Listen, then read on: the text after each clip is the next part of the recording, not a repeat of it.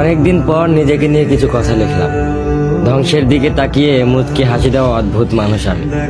হয়তো আমি পাগল, হয়তো অনুভূতির ভিতরে কোনো এক গভীর অতল দুঃখ বাসা বেঁধেছে। তবুও নিজেকে জোর করে হাসাতে শিখে গেছি।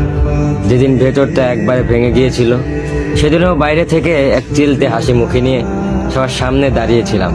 কষ্টগুলোকে আমি বন্ধু বানিয়েছি, একাকিত্বকে আপন করে নিয়েছি। মানুষ ভাবে আমি হয়তো সুখী, শক্ত, নির্লিপ্ত, কিন্তু তারা জানে না প্রতি রাত আমার এক একটা লড়াই। নিজেকে নিজেই বুঝিয়ে রাখি তুই ভালো আছিস, অথচ আমি জানি আমি ভালো নেই। ভেঙে যাচ্ছি প্রতিদিন একটু একটু করে, আর এই ধ্বংস হওয়াটাকে যেন ভালোবেসে ফেলেছি। আমি সেই মানুষ যে হার মানার আগে হাসে, কারণ জানি কান্না দেখিয়ে লাভ নেই। পৃথিবী শুধু শক্তদের মনে রাখে, দুর্বলদের নয়।